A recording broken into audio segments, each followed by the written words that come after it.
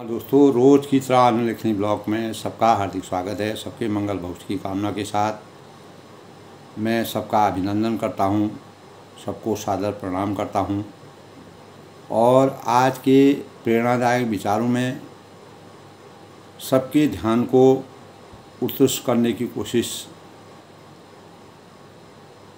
करूंगा। दोस्तों, आज के प्रेरणादायक विचारों में मौलिकता हमारे व्यक्तित्व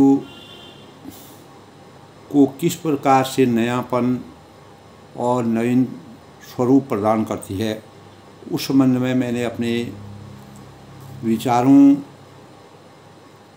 को प्रस्तुत करने का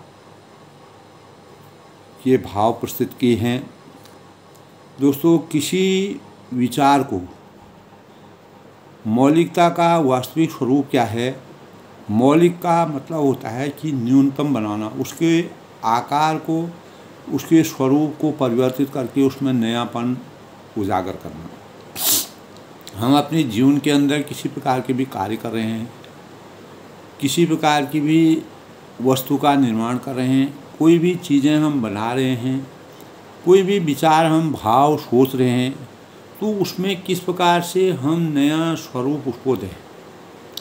तो आज के विकास और परिवर्तनशील युग में दोस्तों, मौलिकता की अपनी अलग पहचान हो गई है और रोज़ मानव चिंतन में इस प्रकार की अवधारणाएं दिन पर दिन अवतरित हो रही हैं कि जो चीज़ हम काफ़ी लंबे समय से लगातार देखते आए हैं, उसमें हम किस प्रकार के परिवर्तन करके उसको उसके स्वरूप में परिवर्तन करके, उसके आकार में परिवर्तन करके आधुनिक परिवेश में और आधुनिक प्रतिस्पर्धा के दौड़ में, चाहे वह विचारों से संबंधित हो, किसी कार्य से संबंधित हो, किसी वस्तु से संबंधित हो और किसी भी देश के कार्यों से संबंधित हो और कोई भी हमारा जीवन का लक्ष्य जो भी जिस जहाँ पर काम कर रहा है, उसके स्वरूप में किस प्रकार से हम परिवर्तन करते हैं, हमारी अपेक्षा होती है और वही विश्व मानव पटल पर अगर इसका अध्ययन करते हैं कि मौलिकता आज के जीवन की, आज के प्रतिस्पर्धा के युग की एक महती आवश्यकता इसकी हो गई है।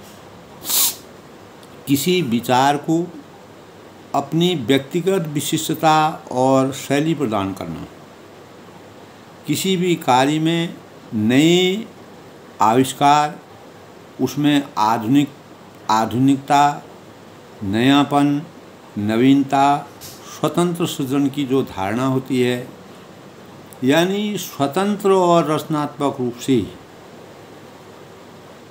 सोचने की क्षमता,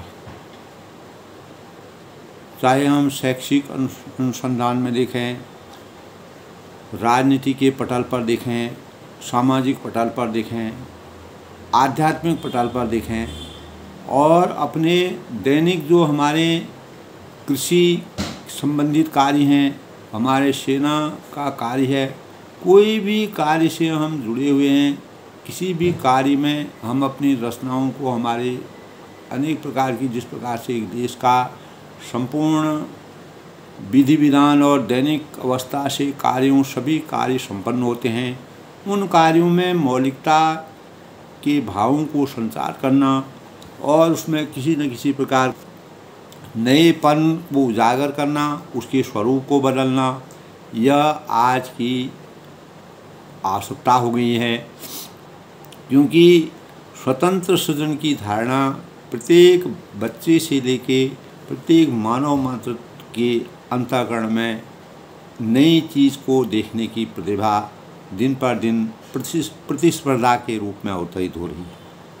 दोस्तों, मौलिकता आमतौर पर कल्पनाशील व रचनात्मक जैसी विशेषताएं हैं और विशेषताओं से जुड़ी हुई है। तो भावनाएं ये हमारे अंतःकरण की भावना है। हम किसी भी कार्य को के स्वरूप को, अपने भावों को, अपने विचारों को, अपने कार्यशैली को, अपने जो चीज़ें हैं, वस्तुएं हैं जिनका हम निर्माण करें, उनके स्वरूप को किस प्रकार से परिवर्तन करें, ये आज की आवश्यकता है। इसीलिए दोस्तों, आज प्रेरणा स्रोत के रूप में मैंने मौलिकता के विषय में अपने विचार व्यक्त करने का अवसर मुझे मिला। पहले से ही बनी हुई दोस्तों किसी भी विचार या भाव में जो कार्य में नया जोड़ने की जो हमारी अवधारणा होती है, उसकी उपयोगिता को रचनात्मक स्वरूप प्रदान करना, ये मौलिकता का सबसे बड़ा उद्देश्य है। तो दोस्तों, मौलिकता व्यक्तित्व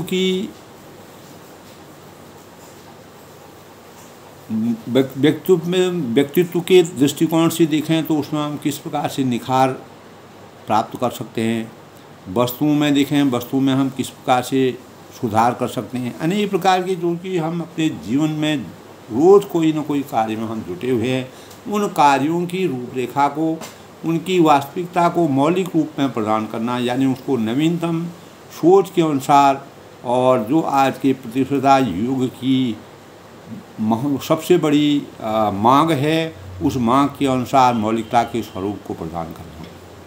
दोस्तों, इस प्रत्येक व्यक्ति में विशेष गुण या विशेषताएं होती हैं। जिस प्रकार मैंने कल के ब्लॉग के अनुसार बताया दोस्तों, हर एक व्यक्ति की अपनी सोचने की, समझने की और क्षमता जो है अलग अलग होती है।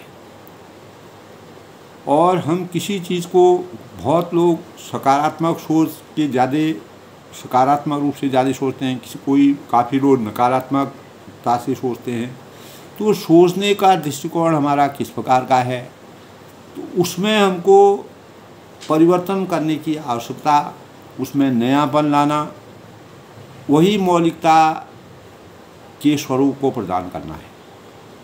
तो दोस्तों, प्रत्येक व्यक्ति में कोई न कोई विशेष गुण या विशेषता होती है, जो दूसरे व्यक्ति में, एक दूसरे व्यक्ति में किसी में कोई गुण होंगे, किसी में कोई गुण, यानी कोई नवीन अलग अलग योग्यता, अलग अलग विशेषता और अलग अलग सोचने की क्षमता हर एक मानव में अलग अलग होती है। इन्हीं गुणों की विशेषता के कारण प्रत्येक व्यक्ति एक दूसरे से भिन्न रहता है। और हमारा जो भारतीय दर्शन है दोस्तों, भारतीय स्वरूप है, तो व्यक्तित्व 3 प्रकार के हमारे भारतीय दर्शन में बताए गए हैं कि किसी भी व्यक्ति के बाह्य आवरण के गुण तथा आंतरिक तत्वों से मिलकर पूरे स्वरूप को व्यक्तित्व की पहचान माना गया है। तो व्यक्तित्व के सबसे बड़े मनोवैज्ञानिक मेडिकल स्नातक अल्फ्रेड एडलर की मैंने एक किताब पढ़ी थी। उन्होंने इस संदर्भ में बताया है कि हमारे जीवन में बाल्यावस्था से ही जो भी अनुभव विकसित हो जाते हैं, यानी बचपन से ही हमारे जो अनुभव हमारे अंतःकरण में आते हैं, वो जो अनुभव हमारे विकसित हो जाते हैं, वही आगे परिपक्व होकर वास्तविक व्यक्तित्व की संरचना करते हैं। उन्हीं परिपक्व भावों को हमको नवीन स्वरूप में, नवीन प्रारूप बनाना, वही मौलिकता का आज की अपेक्षा का सबसे बड़ा मानक बनते जा रहा है। दोस्तों, किसी भी व्यक्ति में क्रियाशीलता, शक्तिशालीता और आक्रामकता एवं स्फूर्ति स्वभाव से ही विद्यमान रहती है। अपने जब इंसान को ज़रूरत होती है तो वह इन भावों को, अपनी क्रियाशीलता है, अपनी शक्तिशालीता है, अपनी आक्रामकता है, जहाँ पर उसको जिस प्रकार के भावों को दिखाना होता है अपने स्वरूप को आगे बढ़ाने के लिए, तो वह उसके अंतःकरण में अपने आप विकसित होती है। तो व्यक्तित्व एक स्थिर अवस्था न होकर एक प्रकार की गत्यात्मक क्रिया या अभिक्रिया है। दोस्तों, इसके परिणाम स्वरूप हमारी चेतना में उस परिवेश का सीधे असर पड़ता है। जैसे कि हम जानते हैं कि हमारे अंतःकरण में इस प्रकार की विशेष गुण और विशेषताएं होती हैं जो किसी दूसरे में नहीं होती। तो एक दूसरे से हर आदमी की भावनाओं का सोच की अलग अलग सोच होती है। तो इसी विशेष गुणों और विशेषताओं से युक्त प्रत्येक व्यक्ति दूसरे से किसी न किसी रूप में भिन्न रहता है। तो मानव जीवन में गुणों के समुच्चय से ही हमारा व्यक्तित्व का निर्माण होता है। और सूक्ष्म रूप में अगर व्यक्तित्व क्या है और उसके प्रकार हैं, उसे समझने के लिए हमारे पास किन आवश्यकताओं की महती ज़रूरत है, तो उसके बारे में हमको विचार जब हम करते हैं तो हम किसी भी व्यक्ति विशेष के व्यवहार व व्यक्तित्व का अध्ययन करते हैं। तो हमारे दैनिक व्यवहार की व्यापक व्यवस्था है जिसका परीक्षण हम सामान्य और विचारों को प्रकट करने का तरीका और हरेक मनुष्य की अपनी मनोवृत्ति और अभिरुचि के अनुसार किसी भी कार्य को करने के ढंग और उसके प्रति समर्पण और दृष्टिकोण के आधार पर परिमापन करने की कोशिश है। दोस्तों, इस प्रकार हम कह सकते हैं कि हमारे दार्शनिक दृष्टिकोण से परिलक्षित होता है कि इस विषय में अनेक प्रकार के सूक्ष्म रूप में इसकी संरचना को परिभाषित हुए अनेक मनोवैज्ञानिक लोगों ने कहा है कि अनेकों प्रकरण इस प्रकार के हमारे उसमें मिलते हैं और व्यक्तित्व में सामान्यतः औसत, आरक्षित, रोल मॉडल और आत्म केंद्रित है। इन पहलुओं से हम किसी व्यक्ति विशेष की सोच में गुणात्मक परिवर्तन का संचार कर सकते हैं। यही मौलिकता के भावों का असली स्वरूप है। ये तथ्य अनेकों शोधकर्ताओं और विचारकों की गणना की अभिव्यक्ति है। यानी किसी भी चीज़ की मौलिकता का स्वरूप ही यही है कि दोस्तों, किसी भी चीज़ के बारे में सोच विचार करके उसके स्वरूप में नयापन लाना, उसमें परिवर्तन करना और आज के प्रतिस्पर्धा में उसको अवतरित करना। सबसे पहले दोस्तों, हम व्यक्तित्व का उद्देश्य हमारा क्या है इसके बारे में विचार करते हैं। तो हमारे समाज में विभिन्न प्रकार के सामाजिक, शारीरिक, मानसिक तथा संवेगात्मक संरचना का योग जो हमारी इच्छाओं, रुचियों, आदर्शों, व्यवहारों और तौर तरीकों और ढंगों, आदर्शों, स्वभावों व अनेकों प्रकरण और लक्षणों के रूप में प्रकट करने की शक्ति किसी न किसी रूप में हरेक मानव के अंदर किसी भी कार्य विशेष को करने की प्रतिभा और अवश्य होती है। तो जैसे कि हम वर्तमान में शिक्षा का मुख्य उद्देश्य व्यक्तित्व का स्वस्थ संतुलन और सर्वांगीण विकास करना सबसे बड़ी प्राथमिकता माना गया है और उसमें हम किस प्रकार से नए स्वरूप को प्रदान करें, दिन पर दिन हर रोज़ उसमें नयापन लाएं, यही मौलिकता के स्वरूप के आकर्षण का सबसे बड़ा केंद्र है, सबसे बड़ा भाव है। दोस्तों, यह निश्चित है कि प्रत्येक व्यक्ति का अपना अलग व्यक्तित्व होता है और जिसकी एक सुनिश्चित पहचान होती है और इसकी सबसे बड़ी पहचान है कि लाखों करोड़ों लोगों की भीड़ में भी वह अपने निराले व्यक्तित्व से पहचाना जाता है। तो इसी निजी छवि की वजह से हमारे व्यक्तित्व की पहचान के रूप में हमें परिभाषित करता है। तो जिसके परिणाम स्वरूप एक दूसरे की पहचान होती है, उस पहचान में हम जो निखार पैदा करते हैं, उसमें जो नयापन लाते हैं, संगीत है, संगीन, कैलरिक, उदासीन, कफयुक्त, ये व्यक्तित्व के मौलिक प्रकार होते हैं। जैसे कोई संगीन है, कैलरिक है, उदासीन है, कफयुक्त, ये मौलिकता यानी व्यक्तित्व के मौलिक प्रकार हैं। तो भगवद गीता में दोस्तों 3 गुणों को मूल रूप से माना है, सत, रज और तम। सत, रज और तम के आधार पर व्यक्तित्व का वर्गीकरण किया जाता है। ख़ास तौर से इस शताब्दी के अंतर्गत 1925 में मानव की शारीरिक संरचना के आधार पर पुस्तकों के अध्ययन से ऐसा प्राप्त होता है कि दोस्तों व्यक्तित्व का वर्गीकरण 1925 में किया गया। अनेक प्रबुद्ध लोगों के द्वारा, मनोवैज्ञानिकों द्वारा, और शारीरिक संरचना की आधारशिला और व्यक्तित्व का वर्गीकरण करने की सोच पैदा की गई। तो समाजशास्त्रियों और अनेक मनोवैज्ञानिकों के दृष्टिकोण के आधार के अनुसार व्यक्तित्व विचारों, व्यवहार और स्वभाव का एक सक्रिय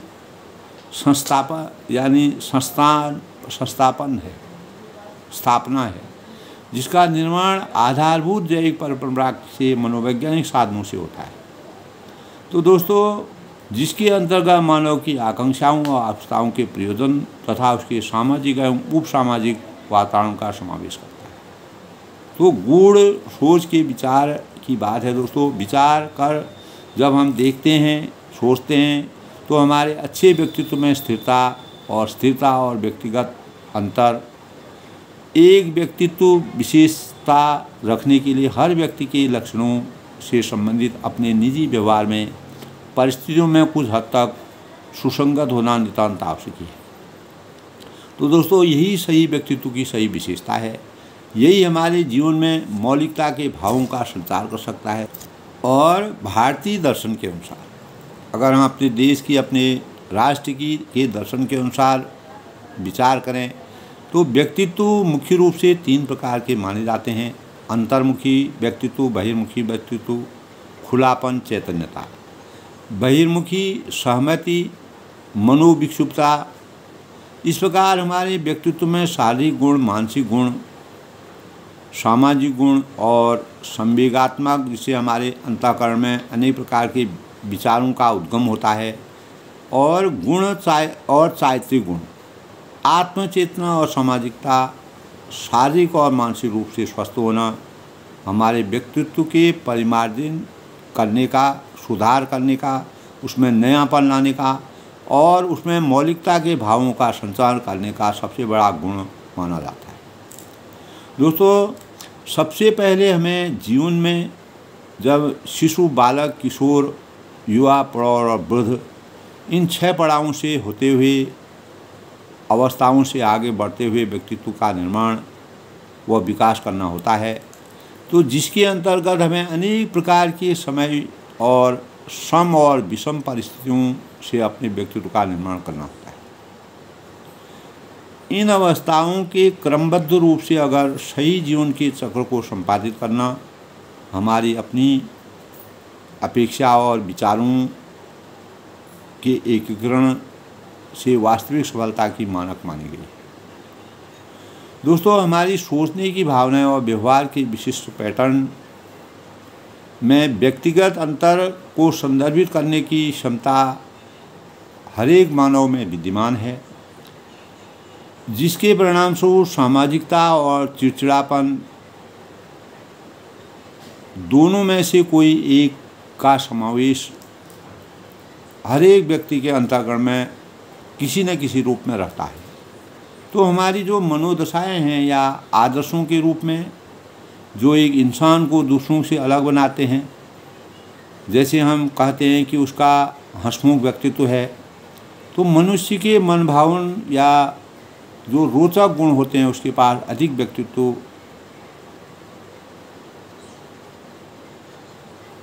की अच्छी संवेदनाएं हैं। तो एक प्रसिद्ध जो व्यक्ति होता है उसके व्यक्तित्व का अगर हम आंकलन करते हैं तो हमें उसी से मौलिकता के भावों का संचार हमारे अंतःकरण में होता है, जिससे हम कुछ नया, उसके स्वरूप को नया बदलने की कोशिश करते हैं। तो सामान्यतः दोस्तों, व्यक्तित्व के मुख्य लक्षण है कि बहिर्मुखता में सामाजिकता, उत्साह, आवेश और सकारात्मक भावना जैसे गुण विद्यमान रहते हैं। तो दोस्तों, हमारे अच्छे व्यक्तित्व में शारीरिक लंबाई, चौड़ाई, भार आवाज़, मुस्कान, रंग, आँख की रचना, मन, ये आकर्षक रंग रूपी जो रंग रूप, जो अच्छी वाणी, अच्छा कद, सुडौल शरीर, इस प्रकार की संरचना जो अच्छे व्यक्तित्व का द्योतक मानी जाती है, उसके साथ मन, कर्म व वचन में मृदुलता और भावात्मक गतिविधियाँ उसमें चार चांद लगाने की प्राप्ति हो जाती है। अगर मनुष्य कोई शरीर से अगर सुडौल है, आदर्श है और शरीर से सुसंगठित है, अगर उसके मन, कर्म व वचन में मृदुल भावों का संचार है, भावात्मकता से भरा हो और अनेक प्रकार की गतिविधियों का संचार हो, तो वह वास्तव में प्रखर व्यक्तित्व का मानक होता है। तो दोस्तों, यही हमारे व्यक्तित्व की मौलिकता का सबसे बड़ी पहचान है। यदि हम अपने व्यक्तित्व का वास्तविक विकास चाहने की कल्पना करते हैं, तो सबसे पहले हमारी दैनिक प्रवृत्तियों में संयम, सच्चरिता की आधार चरित्र, यानी चरित्र शब्द हमारे संपूर्ण व्यक्तित्व को प्रकट करता है। तो तभी हम स्वयं को पहचानने की शक्ति, यानी अपने चरित्र को पहचानने की कोशिश करते हैं। दोस्तों, सार्थक रूप में सफल व्यक्तित्व के निर्माण के लिए हमें अपने आत्मविश्वास को जगाने की आवश्यकता है, वास्तविक बने रहना, और यानी जैसे बाहर से हैं वैसे ही अंदर से भी बनने की कोशिश करनी चाहिए। तो पहनावा व पोशाक, शारीरिक हाव भाव व संयमित भाषा, संवाद पटुता, वाक पटुता की प्रवृत्ति, शिष्ट और विनम्र व्यवहार को अपनाने से ही हम वास्तविक भावों से मौलिकता का संचार कर सकते हैं, अपने नई प्रकार की अभिरुचि से अपने भावों को प्रकट कर सकते हैं। सबसे पहले हर एक व्यक्ति को खुद को पहचानने की आवश्यकता है। हमारे बोलने की शैली, ढंग है, हमारी बॉडी लैंग्वेज है को सुधारने, अपनी गलतियों को अंदर से पहचानने, व्यक्तिगत स्वच्छता, हाइजीन का ध्यान रखना, ज्ञान को बढ़ाने की कोशिश, दूसरों को प्रभावित करने और भीतर से स्वयं को बदलने का प्रयास करके हम अपने उत्तम व्यक्तित्व का निर्माण करके सही और मार्गदर्शी दिशा का चयन कर एक प्रबुद्ध नागरिक बन सकते हैं। वही प्रबुद्ध नागरिक मौलिकता के भावों का संचार कहीं पर भी करके इस अपने जीवन में अनेक प्रकार की गुणात्मक चीज़ों को प्राप्त कर सकता है। तो सहानुभूति की भावनाओं से परिपूर्ण दूसरों की भावनाओं का तुलनात्मक अध्ययन, बेहतरीन तरीके से पहचान बनाना या उसको समझना, और जीवन में संघर्षों को शांत करने और किसी भी समस्या को हल करने की क्षमता से हम सही ज्ञान के सौजन्य से सही व्यक्तित्व का निर्माण कर अपनी सोच है, अपनी भावना है, अपने व्यवहार है, अपने विशिष्ट प्रारूप से किसी स्वयं के साथ सभ्य समाज के का निर्माण करने में सक्षम हो सकते हैं। यही मौलिकता का सबसे बड़ा स्वरूप है। तो दोस्तों, अच्छे व्यक्तित्व का सही स्वरूप यह है कि पसंद करने योग्य, यानी जिसके सानिध्य से हमें उठने बैठने या कुछ नया करने, अपने को समर्थवान बनाने की सुखद अनुभूति होती है। ऐसे व्यक्तित्व में निखार या आकर्षण की छवि स्वयं ही विद्यमान हो जाती है। तो मानसिक रूप से यदि हम विचार करें तो एक आदर्श व्यक्तित्व में संसदीय, यानी साफ पोशाक, सीधे खड़े होने की आदत, लोगों के प्रति समर्पण, विनम्रता, चाहे वो कोई भी हो, कुछ भी कर रहे हों, वफादारी से पेश आना और किसी से भी ज़रूरत से तर्क वितर्क न करते हुए जितना हो संयम बरतें, निश्चित ही हम एक अच्छे व्यक्तित्व का निर्माण कर मौलिकता के भावों का सही संचार कर सकते हैं। तो व्यक्तित्व की सफलता के लिए दोस्तों आत्मविश्वास के साथ चुनौतियों के साथ संघर्ष स्वीकार करने के लिए प्रतिबद्ध होना पड़ेगा। जब तक हमारे अंदर समर्पण की भावना नहीं होगी, हम एक दूसरे की बातों को सुनने के लिए अपने को अवसर नहीं देंगे और हमारे अंदर संयम नहीं होगा, तो हमारे व्यक्तित्व में सबसे बड़े आदर्श हमारे माता पिता होते हैं। आदर्शता हमारे जीवन में आनुवंशिक रूप से अधिक आती हैं, यानी वंशानुवंश जब हमारे, तो वही गुण हमारे जीवन में एक आदर्शता, अगर जिस प्रकार के गुण अवतरित होते हैं वह सीधे हमारे माता पिता से आनुवंशिक रूप में हमारे अंतःकरण में विराजमान होते हैं। उन्हीं भावों को दोस्तों हमको सजोकर उनको आगे बढ़ाना, उसको चरितार्थ करना, उसमें नया स्वरूप देना, यही मौलिकता का सबसे बड़ा स्वरूप है। उसके बाद दोस्तों वातावरण का परिवेश बहुत मायने रखता है। मौलिकता में अगर हमको माता पिता का सौजन्य मिले, वातावरण का परिवेश मिले, व्यक्तित्व की विकसितता 11 से 12 वर्ष की आयु से ही परिमार्जित होने की शक्ति हमारे अंदर आने लगती है। तो मजबूत व्यक्तित्व मुखर केंद्रित दृढ़ निश्चय और सक्रियता की भावनाओं को, विकसित भावनाओं का संचार अपने आप ही हमारे अंतःकरण में होने लगता है। तो दोस्तों सबसे बड़ी बात यह है कि हमें नकारात्मक सोच से दूर रहना पड़ता है। यहीं से किसी के व्यक्तित्व की सफलता की शुरुआत का मुख्य द्वार खुलता है। हमें अपने निर्धारित लक्ष्यों और रिश्तों के सामंजस्य को बनाए रखने के लिए प्रयास जारी रखने की आवश्यकता है और पीछे मुड़कर नहीं देखना चाहिए, यानी आगे बढ़ने की सोच पैदा करनी चाहिए। सच्चाई का रास्ता अपनाना चाहिए। हमारे कार्य में धैर्य की अभिव्यक्ति व समय की पाबंदी के साथ आशावादी दृष्टिकोण व डिस्क्लेमर बनकर जीवन यापन करने से ही हम एक मजबूत व्यक्तित्व का सही निर्माण कर सकते हैं। यही हमारी मौलिक जीवन का सबसे बड़ा स्वरूप है। दोस्तों इसी स्वरूप को अपने भावों को प्रकट करने के लिए प्रेरणा स्रोत के रूप में मैंने अपने विचारों को व्यक्त किया। यह ध्यान रखना चाहिए कि दोस्तों किताबी शिक्षा के साथ व्यक्तित्व निर्माण के साथ शिक्षा की भूमिका को परख कर अपना आंकलन करके जीवन में मार्गदर्शी परिवर्तन लाना अच्छे व्यक्तित्व की सफलता का सबसे बड़ा मार्ग है। तो दोस्तों सामाजिक परिदृश्य में किसी भी व्यक्ति विशेष का व्यक्तित्व अंतरात्मा की आत्मा अभिव्यक्ति है। प्रत्यक्ष या परोक्ष रूप में हम जैसे होते हैं यह उसका प्रकटीकरण एवं प्रकाशन है। इस प्रकार हम यह समीक्षा कर सकते हैं कि व्यक्तित्व वह प्रकाशपुंज है जिसकी अस्मिता हमारे अपने ही अंदर निहित होती है।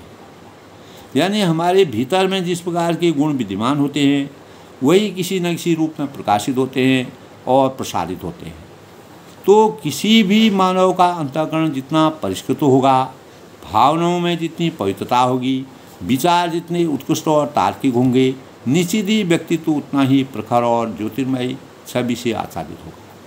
तो दोस्तों हम किसी भी व्यक्तित्व का मापदंड फौलादी चरित्र के रूप में तभी किसी भी व्यक्तित्व का चरित्र उभर सकता है जब उसकी सोच की गहराई और गहराई में परिपक्व चिंतन और उदारता की पहल हो। तो उत्कृष्ट व्यक्तित्व संपन्न व्यक्ति में हमेशा असाधारण निर्णय लेने की क्षमता विराजमान रहती है, क्योंकि उसके भीतर में अच्छाइयाँ, बुराइयाँ, सत्यता, असत्यता के भेद करने की पहचान शक्ति का समावेश रहता है। तो दोस्तों जिसके परिणाम स्वरूप यह हर प्रकार के वातावरण में सदा श्रेष्ठता का ही वर्णन करता है। तो हमारा आत्मबल, हमारा साहस, हमारी प्रखरता हमारे व्यक्तित्व की मौलिक विशेषता बन जाती है। तो इस प्रकार हम इस तथ्य को स्वीकारते हैं कि व्यक्तित्व उसे कहा जा सकता है कि जिसमें स्वतंत्र सत्ता, आत्मयोग्यता, प्रभाव उत्पादकता, श्रेष्ठता व उत्कृष्टता, चरित्र व चिंतन का समुचित सुसज्जित समावेश हो। इसीलिए ऐसे व्यक्तित्व में चुंबकीय आकर्षण की विलक्षण प्रतिभा हमेशा छुपी रहती है। जो भी हम बुद्ध लोगों को देखते हैं उनके अंतर्गत इस प्रकार की प्रतिभा अवश्य रहती है। यही मौलिकता के सबसे बड़े प्रमाण है, जिससे समाज को सकारात्मकता की ओर अग्रसित होने की प्रतिभा का उदय होता है। यह गुण किसी भी मानव मात्र में जन्मजात होता है। दोस्तों भले ही उसका स्वरूप जीवन में किसी भी प्रकार उभर कर परिलक्षित होता हो, तो दोस्तों वास्तव में उनके हृदय में भावनाओं एवं संवेदनाओं में अनेकों भावनाओं की अनुभूति किसी न किसी रूप में समाज के उपयोगी होती है, जो समाज के अच्छे कार्यों में। तो सामाजिक परिदृश्य में किसी भी व्यक्ति विशेष या व्यक्तित्व की अंतरात्मा की आत्माभिव्यक्ति है। प्रत्यक्ष या परोक्ष में हम जैसे होते हैं उसका प्रकटीकरण एवं प्रकाशन होता है। इस प्रकार हम यह समीक्षा कर सकते हैं कि व्यक्तित्व ही प्रकाश पुंज है जिसकी अस्मिता हमारे अपने ही अंदर निहित है। हमारे भीतर में जिस प्रकार के गुण विद्यमान होते हैं वही किसी न किसी रूप में प्रकाशित और प्रसारित होते हैं। किसी भी मानव का अंतःकरण जितना परिष्कृत होगा, भावनाओं में जितना पवित्रता होगी, विचार जितने उत्कृष्ट होंगे, तार्किक होंगे, निश्चित ही व्यक्तित्व उतना ही प्रखर और ज्योतिर्मय छवि से आच्छादित होगा। तो यही भाव दोस्तों, यानी इस प्रकार हम इस तथ्य को स्वीकारते हैं, हमको स्वीकारना पड़ेगा। आज के प्रेरणादायी विचारों में दोस्तों व्यक्तित्व उसे कहा जा सकता है जिसमें स्वतंत्र सत्ता हो, आत्मयोग्यता हो, प्रकाश प्रभाव उत्पादकता हो, श्रेष्ठता उत्कृष्टता हो, चरित्र व चिंतन का समुचित सुसज्जित समावेश हो। इसीलिए ऐसे व्यक्तित्व में चुंबकीय आकर्षण की विलक्षण प्रतिभा छिपी रहती है, जिससे समाज को सकारात्मक की ओर अग्रसित होने की प्रतिभा का उदय होता है। तो दोस्तों यह गुण किसी भी मानव मात्र में जन्मजात होता है। यह भले ही उसका स्वरूप जीवन में कभी भी उभर कर परिलक्षित होता हो, जीवन के किसी भी कालखंड में वो उभर कर सामने आ सकता है। वास्तव में उनके हृदय की भावनाओं एवं संवेदनाओं में अनेकों संभावनाओं की अनुभूति किसी न किसी रूप में समाज के लिए उपयोगी होती है। यही वही मनुष्य जीवन के व्यक्तित्व की मौलिकता का सबसे बड़ा दिव्य ज्ञान है। और मौलिकता परमात्मा की असीम कृपा से ही किसी भी व्यक्तित्व में चुंबक के समान आकर्षण शक्ति का सबसे बड़ा प्रतीक बनता है।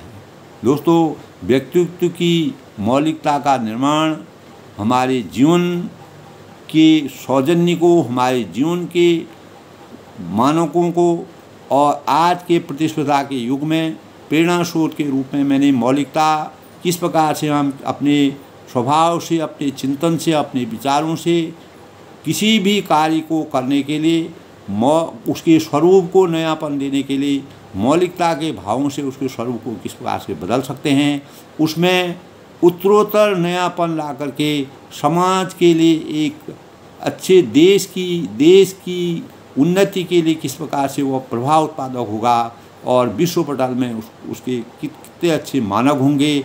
यह प्रत्येक मानव के द्वारा सृजित नए भावों को उत्पन्न करके, नए सोच को उत्पन्न करके, नए कार्यों के निर्माण करके, नई सोच को पैदा करके हम मौलिकता की वास्तविकता को सही रूप में अवतरित करके मानव जीवन का कल्याण कर सकते हैं। सबके मंगल भविष्य की कामना के साथ आज प्रेरणादायक विचारों में मौलिकता के स्वरूप के रूप में मैं सबके जीवन में इस प्रकार के भाव अग्रसित हूँ। सबका जीवन मंगलमय हो।